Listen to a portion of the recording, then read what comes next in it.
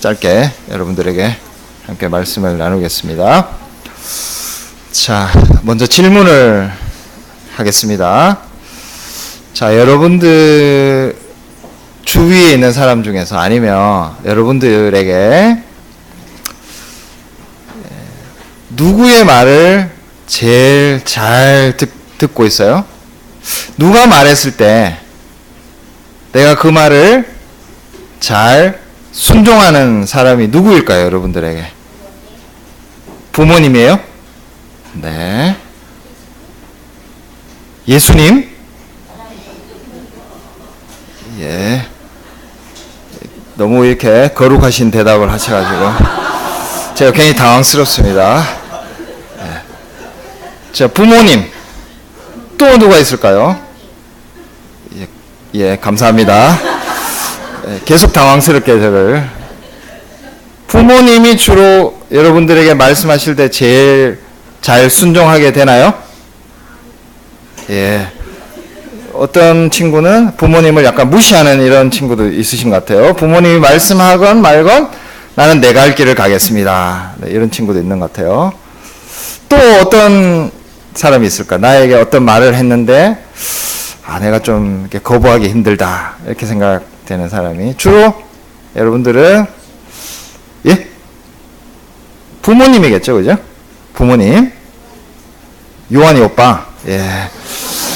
때로는 오빠도 굉장히 거부하기 힘든 그런 평소에는 몰랐습니다. 우리 요한이가 그렇게 무서운 사람인지.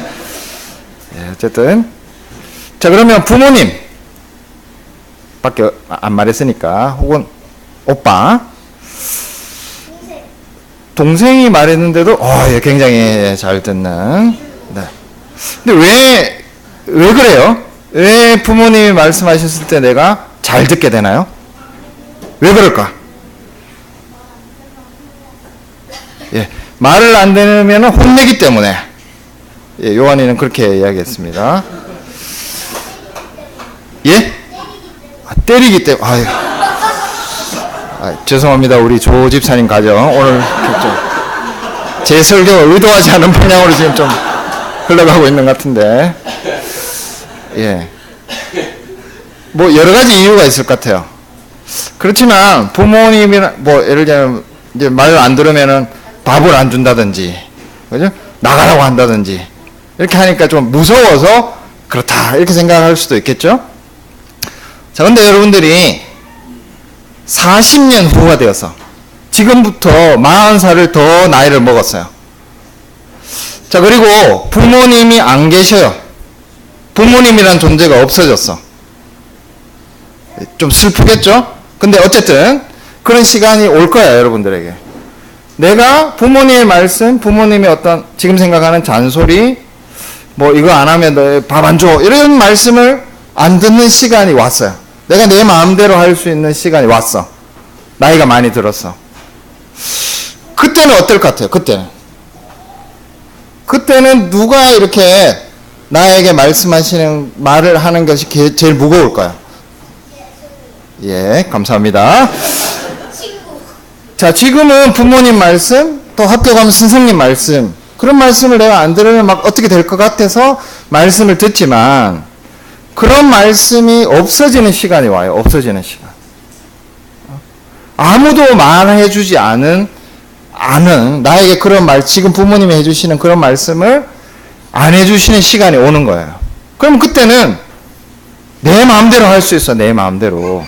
어떻게 보면 내가 지금 못하는 거, 지금 막 가로막혀 있는 거, 방해받는 거 부모님 때문에 그럼 마음대로 할 수 있는 시간이 오는데, 그때는 정말 마음대로 해야 될까요, 여러분들?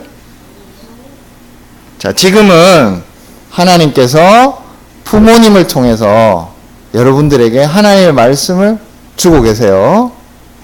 자, 근데 어떨 때는 부모님이 하나님의 말씀하고 서로 다른 걸 이야기해 줄 때가 있어요. 예를 들면 성경 읽지 마! 이렇게 이야기해요. 그러면은 여러분들이 들으실 필요가 없어요. 부모님 그렇게 이야기하더라도. 그렇지만 대부분은 하나님께서 부모님을 통해서 여러분들에게 말씀을 가르쳐 주시고 또 잘 이렇게 양육해 주시고 훈련하고 계시는 거예요. 근데 나중에 부모님이라는 존재가 없어져도 하나님의 말씀은 계속 여러분들에게 있는 거예요. 누가 어떤 이야기를 해주지 않은 시간이 오면 그때는 여러분들이 하나님의 말씀을 제일 좀 무겁게 생각해야 돼요. 무겁게. 제가 어려운 표현인데 무거운 거 있죠. 무거운 거. 하나님의 말씀은 무거운 거야. 무거운 거 반대말이 뭐죠? 가벼운 거야. 가벼운 거. 말씀을 가볍게 여기는 게 어떤 거예요? 가볍게 여기는 거. 지금 부모님 말씀을 들었는데 부모님 말씀을 가볍게 여기는 거는 부모님이 어떤 이야기를 해도 무시하는 거지. 무겁게 여기는 건 뭘까? 무겁게 여기는 거. 소중하고, 이게 처음 생각에는 내가 이 말씀을 들으면 굉장히 나한테 안 좋을 것 같고 나한테 뭐 귀찮을 것 같고 방해가 될 것 같고 재미없을 것 같지만 그래도 이렇게 무겁게 소중하게 한번 생각해보고 깊이 그 말씀을 내가 이렇게 어떻게 순종할 수 있을까 씨름해보고 이런 게 무겁게 얘기해요. 무겁게 얘기하는 거. 지금은 부모님 말씀이 제일 무겁죠. 여러분들에게. 근데 결과적으로는 하나님의 말씀이 제일 무거워야 돼요. 하나님의 말씀이 오면 여러분들 항상 무겁게 생각해. 무겁게. 가볍게 생각하면 안 돼. 자, 그래서 오늘 제가 이 아합이라는 시대에 아합 왕이 다스린 시대에 대해서 말씀드릴 건데 변함없이 그때나 지금이나 우리는 하나님의 말씀을 무겁게 얘기해야 된다. 자, 한번 저를 따라해 봅시다. 하나님의 말씀을 무겁게 여기자. 하나님의 말씀을 가볍게 여기면 망한다.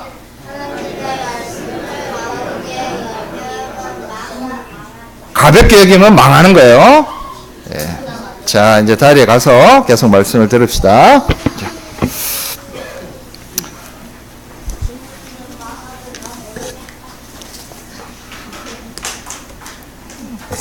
네, 함께 기도하겠습니다. 하나님 아버지, 하나님께서 기록해서 주신 말씀이 단지 어떤 글자가 아니라 성령께서 지금 우리의 악한 심령을 깨시고 우리의 잘못된 판단을 바로잡아 주시고 또 예수 그리스도 안에 있는 것들로 우리를 채워주시기 위해서 이 성경 말씀으로 우리를 찾아오십니다.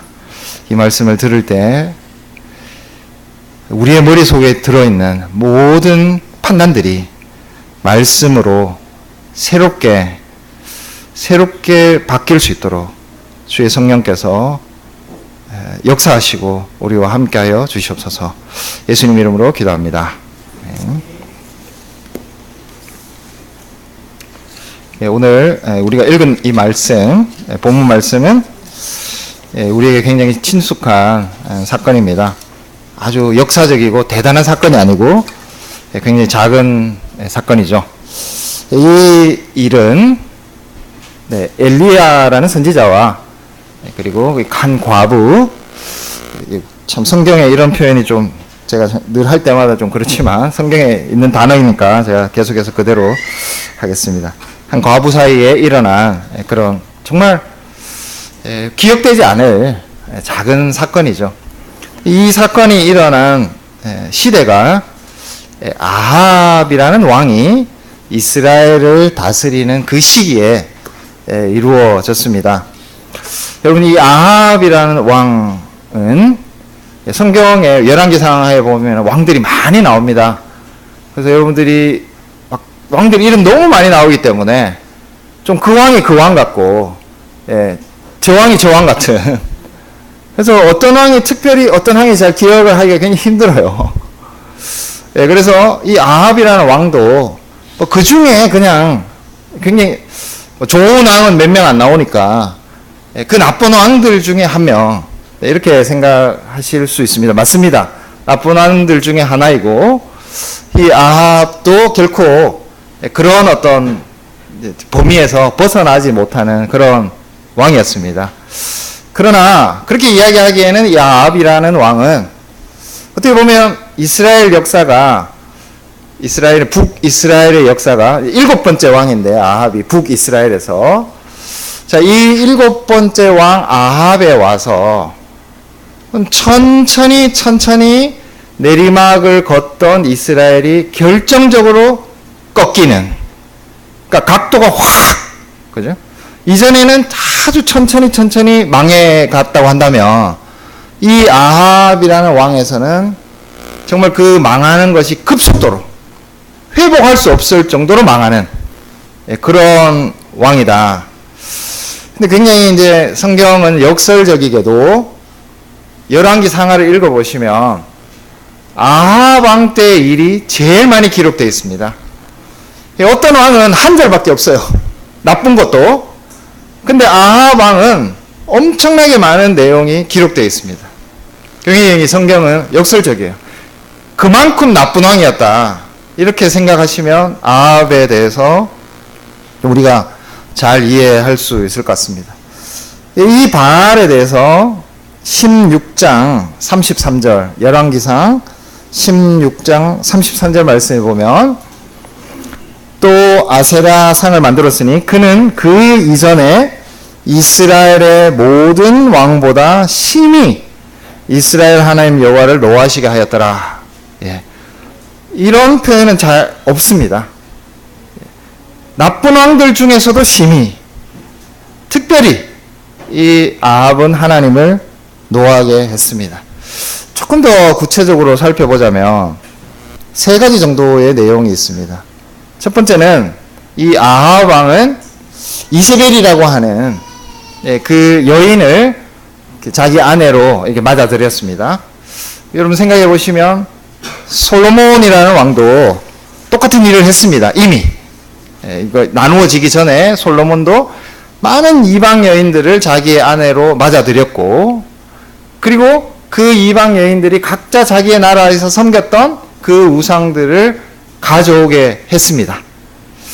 차이점이 있다면 솔로몬은 말년에 그렇게 했어요. 말년에, 마지막에. 처음부터 그러지 않았어요. 그러니까 어떻게 보면 솔로몬에게는 참 좋은 왕으로 있다가 마지막에 타락하게 되는, 극히 일부의 그 통치 기간이 이 어떻게 보면 그 아내들로 인해서 우상 숭배로 빠져들어갔다고 한다면, 아합은 처음부터요. 처음부터. 그러니까 그 시대 전체가 처음부터 끝까지 완전히 이 이세벨이 가지고 온 이 우상 숭배로 가득 찬 그런 시대였다는 점이 솔로몬과 차이가 있습니다. 또 솔로몬을 읽어보면 솔로몬은 그 자기의 아내들을 위해서, 그러니까 어떻게 보면 궁궐 안에서 작은 장소에서 그런 신들을 섬기도록 산당 제사라든지 산에 뭐 산당을 지어주고, 그걸 어떻게 표현하느냐 하면 그 아내들을 위해서라고 되어 있습니다. 근데 아합은 이걸 그냥 자기 아내를 위해서 소규모로 한 것이 아니에요. 전체 이스라엘이 모두 하나의 국가 종교로서 다 함께 참여해야 되는 그런 우상 숭배로 만들었다는 점이 솔로몬과 다른 점입니다. 그러니까 솔로몬하고 비슷해 보이지만 솔로몬보다 훨씬 심해진 것이죠. 또 하나 이전 왕들과 다른 점이 하나가 있다면, 먼저 열왕기상 12장 28절 한번 찾아보겠습니다.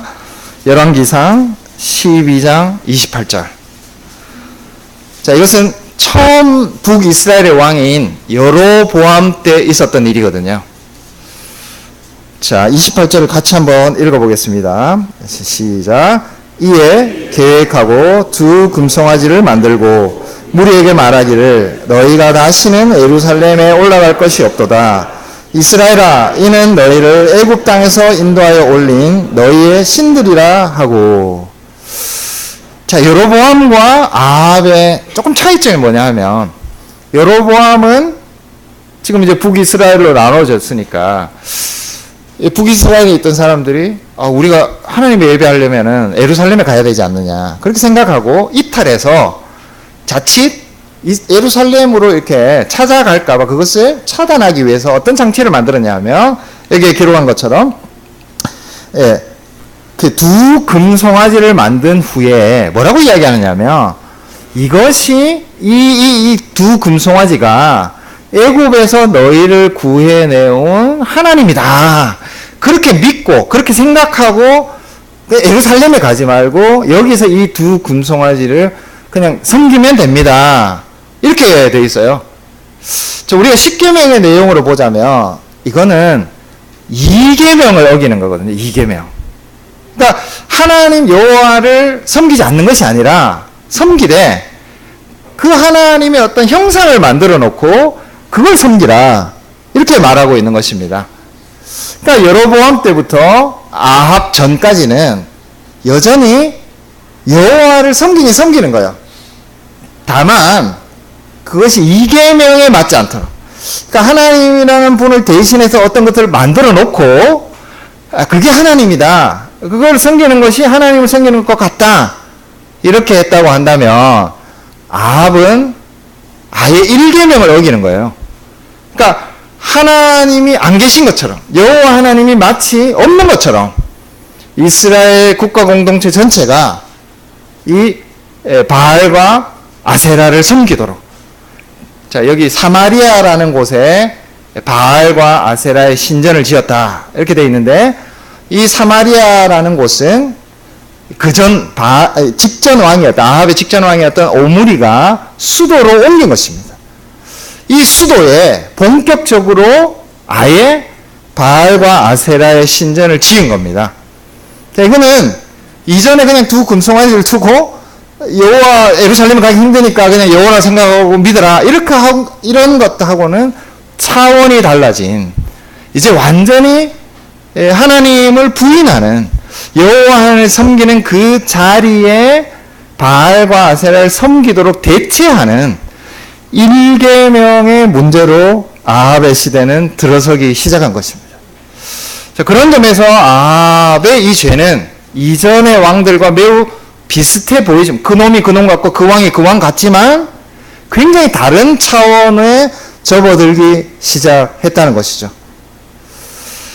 자, 그런데 이런 아합 왕의 행동에 대해서 이스라엘 백성들이 전부 들고 일어나서 항의했다. 그런 기록이 없어요. 그리고 여기에 열왕기상 16장 34절 말씀에 보면 열왕기상 16장 34절 말씀에 보면 딱 하나의 작은 사건을 하나 기록하고 있습니다. 자, 이것을 함께 읽어볼까요? 열왕기상 16장 34절 시작. 그 시대에 베델 사람 히엘이 여리고를 건축하였는데 그가 그 터를 쌓을 때에 맏아들 아비람을 잃었고 그 성문을 세울 때에 막내 아들 수굽을 잃었으니 여호와께서 눈의 아들 여호수아를 통하여 하신 말씀과 같이 되었더라. 자, 이 말씀이 어디에서 왔느냐 하면 여호수아서 6장 26절에서 왔습니다. 그것도 한번 같이 찾아보겠습니다. 여호수아 6장 26절. 찾아서 또 함께 읽어보겠습니다. 여호수아 6장 26절. 함께 읽어볼까요? 시작. 여호수아가 그때 맹세하게 하여 이르되 누구든지 일어나서 자, 제가 조금 기다리겠습니다. 여호수아 6장 26절. 시작. 여호수아가 그때 맹세하여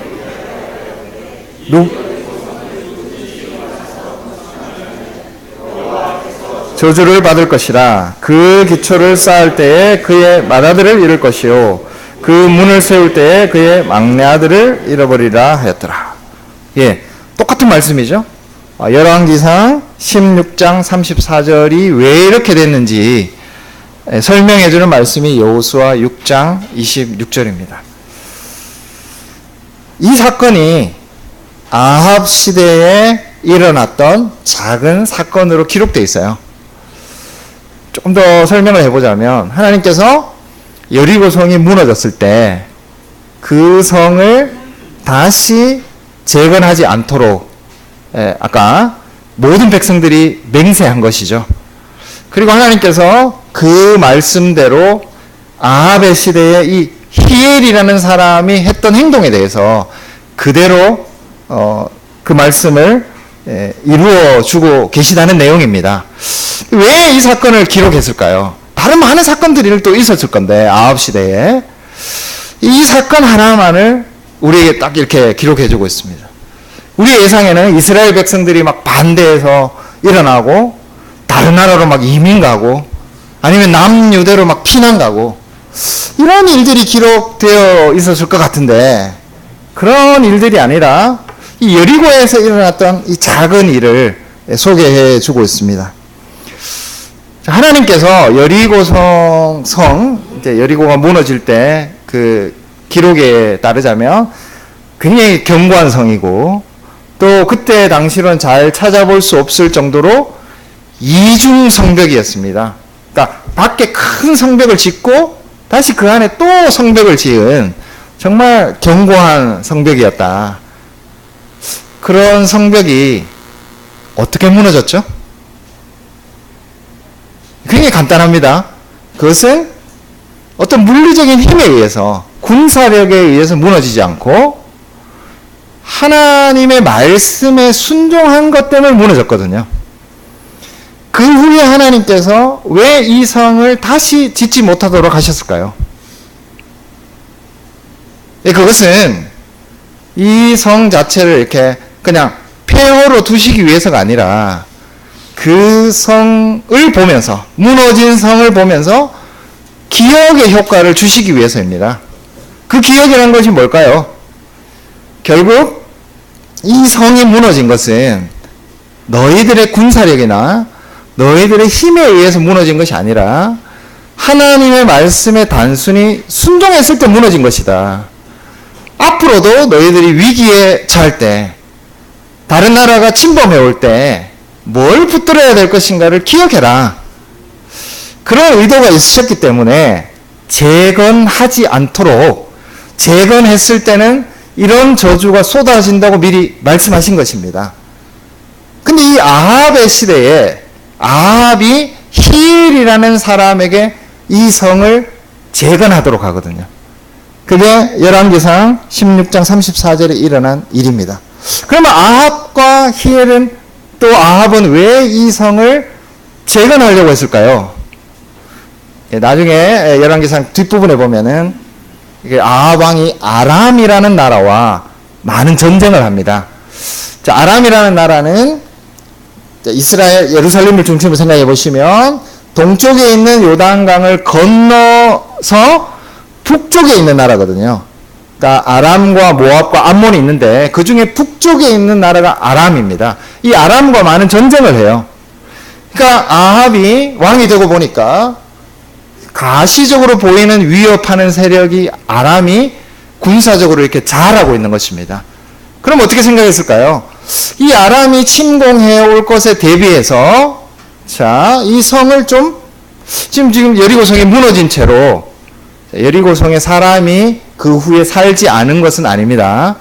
다윗 때도 이미 여리고성에는 사람이 살았다는 기록이 나옵니다. 사람이 살지 않은 것은 아니지만 지금 무엇 때문에? 아람이 쳐들어올 것에 대비해서 반드시 요단강을 건너올 거니까 요단강 건너오자마자 있는 성, 그 여리고성을 내가 지금 중건해 놓아야 되겠다. 정말 군사적으로 요충지인데 이 요충지를 내가 이렇게 성으로서 다시 굳건하게 해놓지 않으면 나중에 아람 군대와 전쟁할 때 굉장히 어렵겠다. 그런 판단을 한 것이죠. 자, 군사적으로 보면, 물리력으로 보면 이 아합 왕의 판단은 틀린 것이 아닙니다. 그러나 이때 아합 왕은 어떻게 했죠? 하나님께서 여호수아 6장에 주신 이 약속, 모든 백성이 맹세한 말씀은 가볍게 여겼습니다. 뭘 중하게 여긴 거죠? 내가 지금 닥쳐오는 이 군사적인 위기를 어떻게 성을 쌓아서 대비할 것인가는 굉장히 무겁게 생각한 것입니다. 왜 근데 이 사건을 소개했을까요? 여러분들 한번 아합 시대의 상황을 그냥 제가 엉뚱하게 또 말도 안 되게 제가 한번 묘사를 해본다면, 아합 이전의 왕들은 또 자기 집 안에서, 아내의 범위 안에서만 우상숭배를 한 거거든요. 근데 아합은 이걸 국가적인 종교로 만든 것입니다. 비유해보건대 성도님들 중에 누가 집에서 몰래 우상을 이렇게 만들었어요. 몰래 내 골방에 이렇게 숨겨놓고, 교회는 오지만 집에 가면은 그 우상을 혼자 숨긴 거예요. 숨겨두고 안 들키게. 심지어는 자기 남편이나 아내, 자녀들도 잘 모르게 몰래 해오던 짓이었어요. 근데 어느 날 그 성도님이 집에 있던 우상을 이 예배당에 가지고 온 거예요. 그래서 양쪽에 이 우상을 세워놓고, 자, 지금부터는 우리가 이 교회에 모여서 이 우상을 섬기게 되는 것입니다. 이렇게 한 거예요. 지금 아합왕이 한 일이. 자, 그러면 여러분들 지금 어떻게 하시겠어요? 만약에 직접적으로 제가 그렇게 했다. 제가 집에 몰래 섬기던 우상을 가져와가지고 여기 세워놓고 이제부터는 여러분들은 이 우상을 섬겨야 되는 겁니다. 여기 모였을 때. 이렇게 하면은 전부 다 여러분들이 미친 사람이라고 하겠죠. 그리고 여기 계시겠어요? 여기 계실 분이 아무도 없어요. 다 떠나가고 정말 정신이 미친 사람으로 저를 여길 겁니다. 다 들고 일어나시겠죠. 자, 근데 여리고에서 일어난 일을 한번 생각해 볼까요? 똑같은 일이에요, 사실은. 아합이 그 바알과 아세라의 신전을 세워놓고 공식적인 국가 종교로 만든 이유와 근본적인 동기, 그것과 여리고에서 한 일은 사실상 똑같은 일이거든요. 근데 제 생각에는 여리고에서 한 일을 보면서는 좀 이해가 된다. 설득된다. 이거는 왕으로서 할 만한 일이지? 이런 생각이 들었을 것 같아요. 앞에 한 일은 정말 터무니없는 일이다. 이건 정말 말도 안 되는 일이다. 제가 영적으로 깨어있더라도.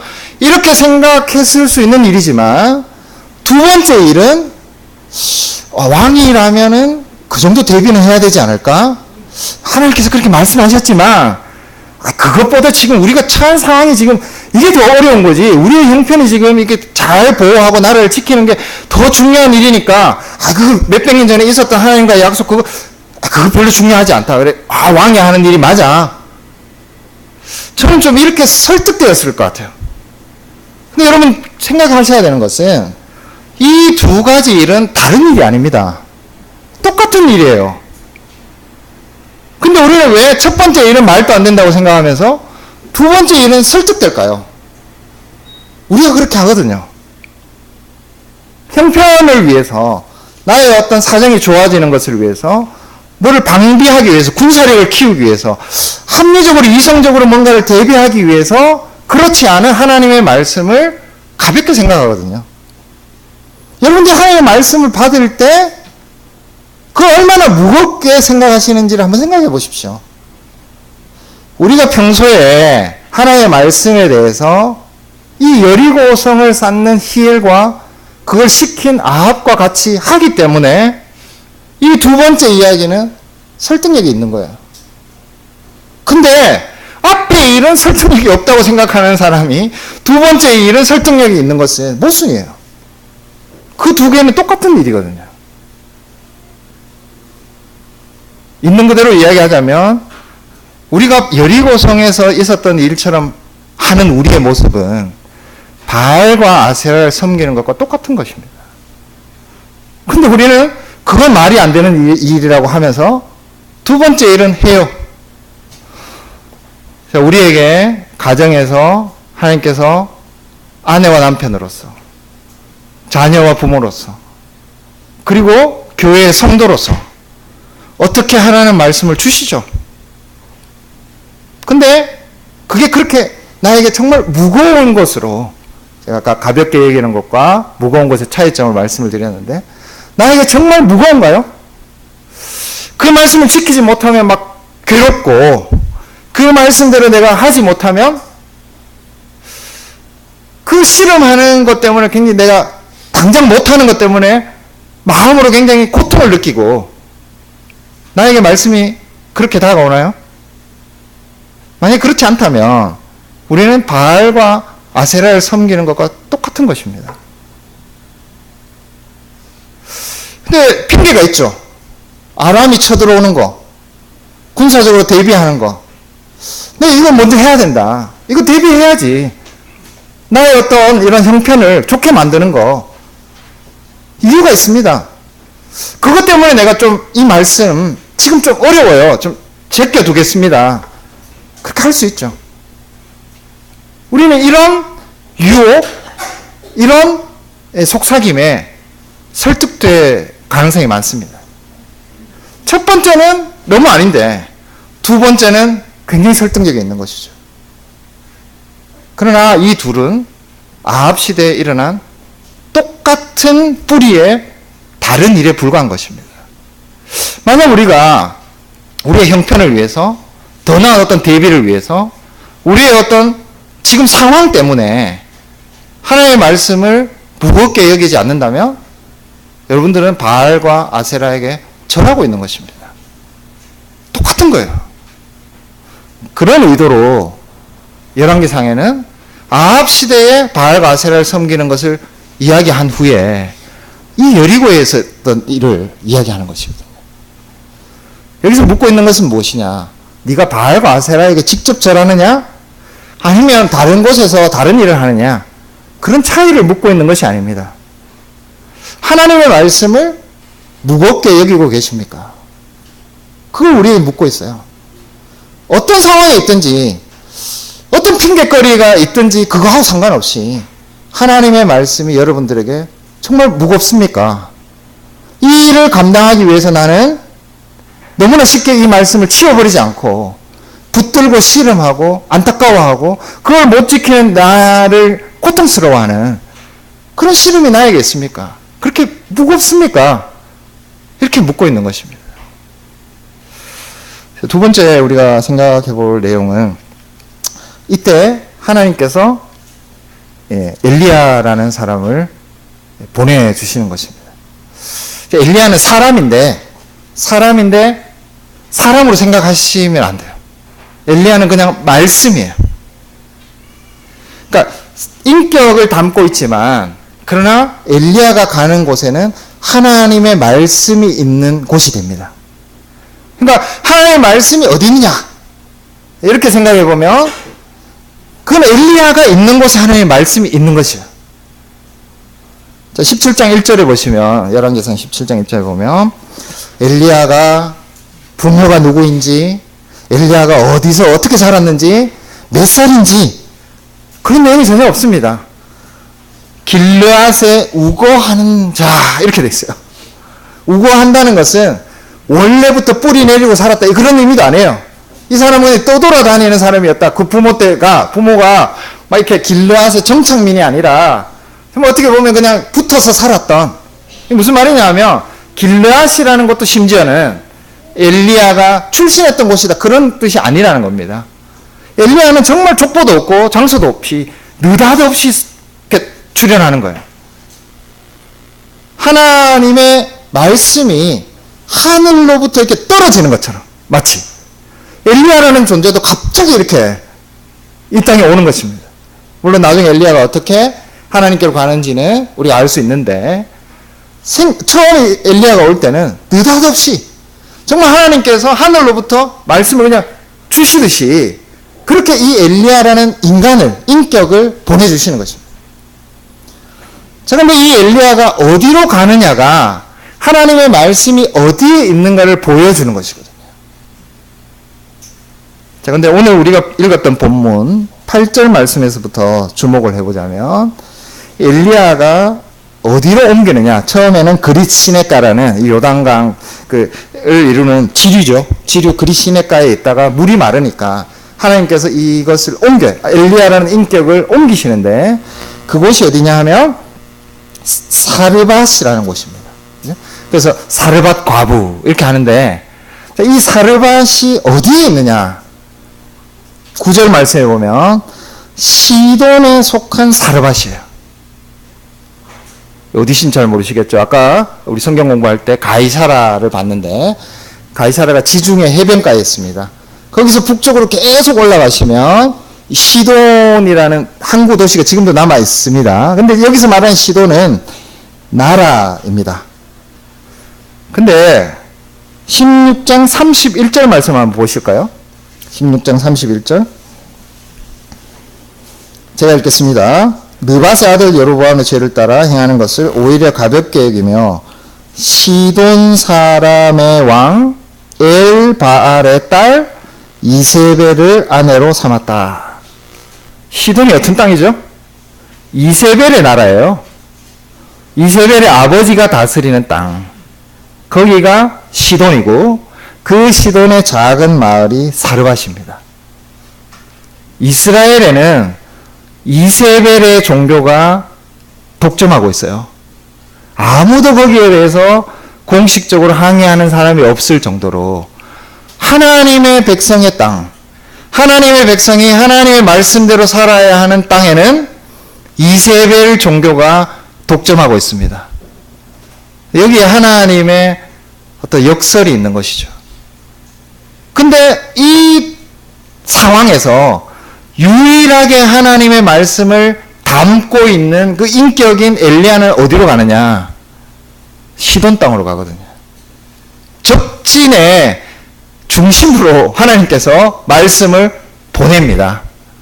그리고 그 적진의 중심부에서 정말 이 어떻게 보면 가장 힘든 그 과부라는 존재, 과부 아들인데 가장 낮은 그 사회적인 지위를 보면 고대의 어떤 생각인데 그 당시에 가장 연약하고 힘든 존재가 그 시돈 땅에 살고 있는 이 과부라는 존재에게 말씀이 가는 거예요. 자, 여기서 이스라엘 백성들과 사르밧의 과부. 자, 원래는 이스라엘의 말씀이 있어야 되죠. 이스라엘의 말씀이 풍요로워야 되죠. 이스라엘에 살면 당연히 하나님을 섬기는 곳으로 그렇게 생각되는 곳이죠. 근데 거기에는 하나님이 없고 하나님 섬기는 예배도 없고 하나님의 말씀도 없습니다. 지금 말씀은 어디 있느냐? 시돈 땅에 있어요. 이세벨의 고향. 이세벨이 출신했던 정말 어떻게 보면 거기에 더 많은 우상으로 가득 채웠을 법한 그 나라에 하나님께서 말씀을 보내시는 것입니다. 자, 우리는 우리의 삶의 형편, 자, 내가 이스라엘 땅에 살고 있습니다. 어떤 교회를 다니고 있습니다. 아니면 신앙생활을 하고 있습니다. 그게 중요한 것이 아니에요. 말씀이 있는 곳에 있어야 돼요. 말씀이 선포되어지는 곳에 있어야 그게 이스라엘이에요. 그러니까 우리는 지금 이스라엘과 시돈이라는 것을 보면 이스라엘은 하나님이 계시는 땅이고 하나님의 말씀이 있는 곳이다. 시돈은 어떤 땅이냐? 여기 우상 숭배하고 이세벨이 고향이고 여기 망하는 땅이다. 이렇게 볼 수 있죠. 표면적으로는. 이게 역전이 됐습니다. 무엇 때문에? 하나님의 말씀을 담고 있는 이 엘리야라는 존재가 어디에 있느냐가 중요한 것이에요. 자, 이 말씀이 어디 있는가가 진정한 이스라엘이 있는 곳입니다. 그것을 통해서 하나님께서는 이스라엘 백성들에게 뭔가 보여주기를 원하시는 것이에요. 뭘 보여주기를 원하시냐?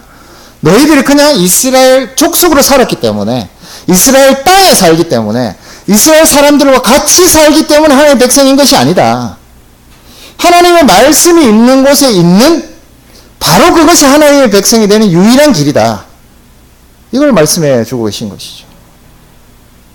우리는 조건을 따라서 우리의 인생을 결정해 나갈 때가 많습니다. 심지어 교회를 정하는 데 있어서도 어떤 교회를 갈 것인가, 우리 여러분들은 이제 관악교회에 다 오시기 때문에 이런 문제에서 벗어나 있으시지만 그런 문제를 대할 때도 예를 들면 뭐 주일학교 시설이 잘 돼 있다. 거기에 어떤 우리 아이들을 잘 가르칠 수 있는 선생님이 많다. 아니면 그 교회는 좀 내가 도움을 받을 수 있는 사람이 많겠다. 그 교회는 위치가 참 좋아서 그 주변에 있는 이웃들이 그 교회에 모이면 그 성도들이 참 괜찮은 사람들이 많을 거야. 수준이 높은 사람들이 많을 거야. 아니면 좀 뭐 수준이 높고 낮고 그걸 떠나서 나와 비슷한 사람이 많을 거야.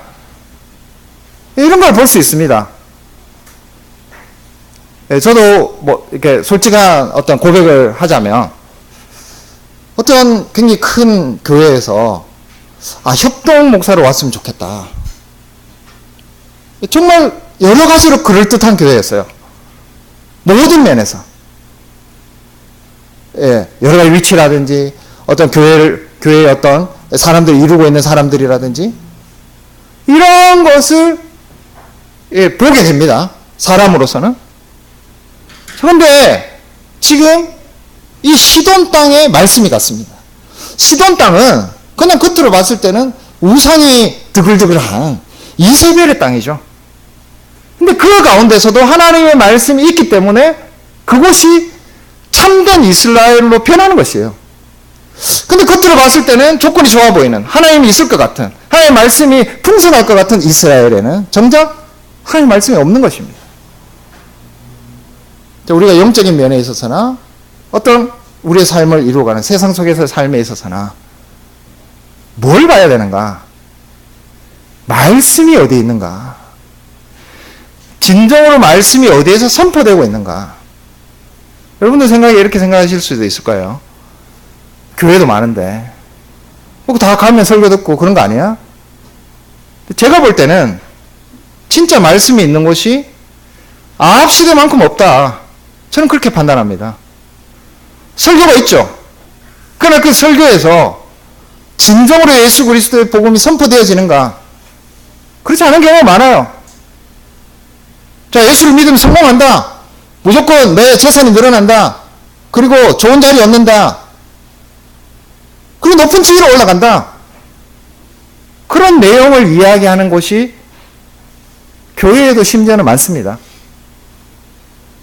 우리가 어떤 곳을 택할 것인가? 어떤 곳에 있어야 하는가? 어디가 참된 이스라엘이냐? 하나님은 굉장히 역설적으로 말씀하세요.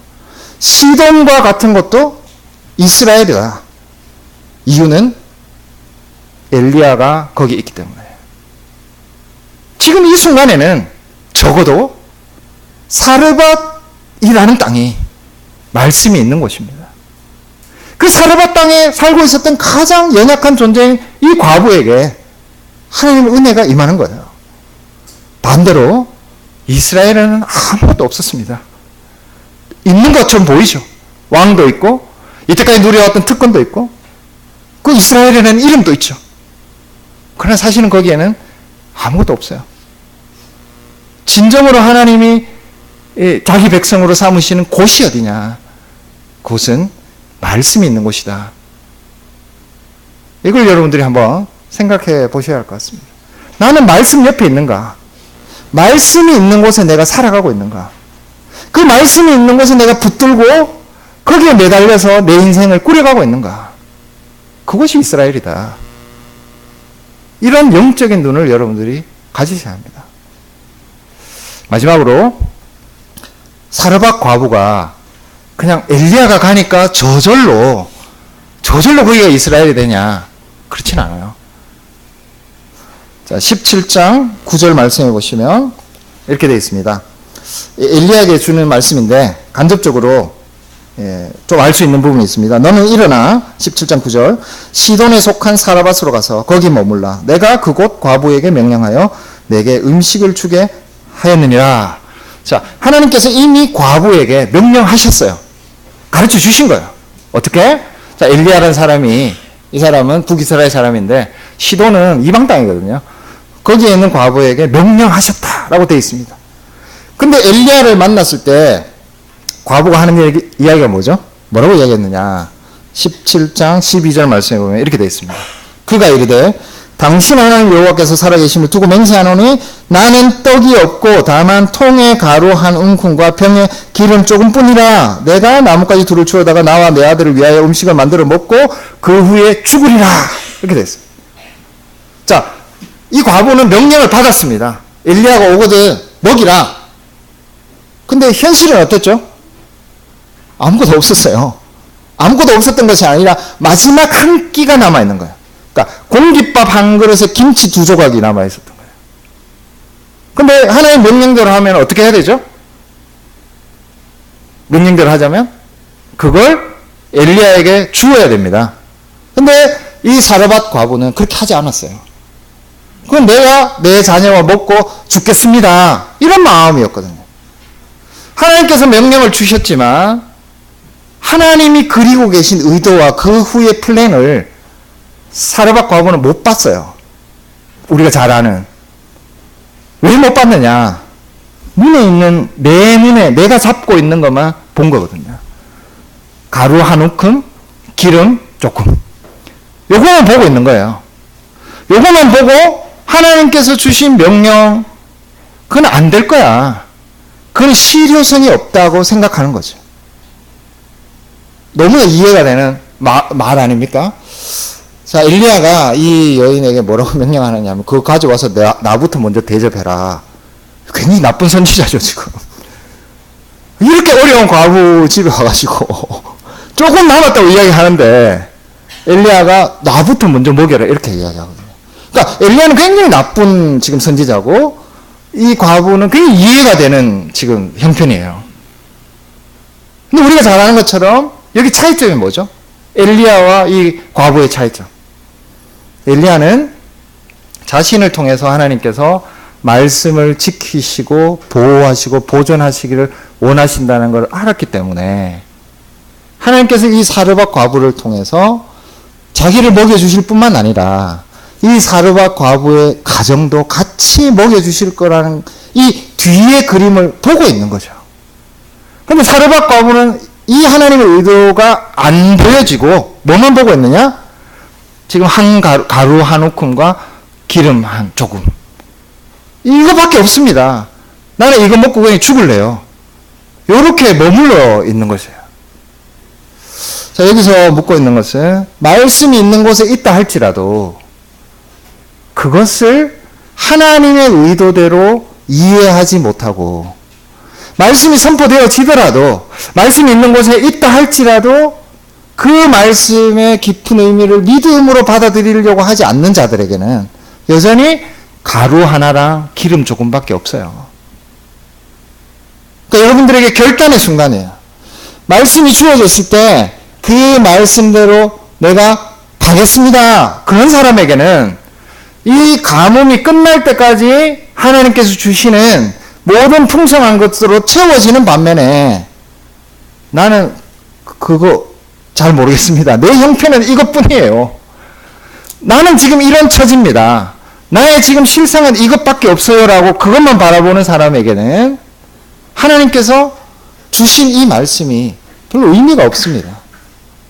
하나님께서 주신 말씀이 있는 곳에 있다 할지라도 그것은 내가 가진 믿음의 눈으로 그 말씀을 붙들 때, 그것을 완전히 안고 그 길을 걸어갈 때 비로소 그곳이 나에게 하나님의 말씀이 있는 곳이 되는 것입니다. 여기서 묻고 있는 것은 하나님의 말씀이 있는 곳에 내가 있습니까? 라는 질문에서 하나 더 나가서 그 말씀이 주어질 때 믿음으로 붙들고 있습니까? 믿음의 눈으로 그걸 보면서 과감하게 나아가고 있습니까? 그걸 우리에게 묻고 있는 것입니다. 제가 오늘 세 가지 질문으로서 이 말씀을 정리하고자 합니다. 첫 번째 질문은, 하나님의 말씀이 나에게 정말 무겁습니까? 나에게 왔을 때 그게 그냥 쉽게 치워버리거나 아무것도 아닌 것처럼, 마치 말씀이 없는 것처럼 그렇게 살아갑니까? 아니면 그 말씀을 붙들고 지키려고 씨름하고 눈물을 흘리고 못 지키고 있는 나를 안타까워하고 있습니까? 말씀이 나에게 무겁습니까? 첫 번째 질문입니다. 두 번째, 말씀이 있는 곳에 내가 있습니까? 말씀이 선포되어지는 곳에 내가 그곳에 있나요? 세 번째로, 말씀이 선포되어지는 것을 내가 믿음으로 붙들면서 가고 있습니까? 내가 말씀이 있는 곳에 있지만 나에게 진정으로 그 말씀을 붙들고 있는 믿음이 있나요? 이 세 가지 질문을 우리에게 하고 있습니다. 다 같이 우리 찬송가 부르면서 함께 나가도록. 찬송가 506장 함께 찬양하겠습니다.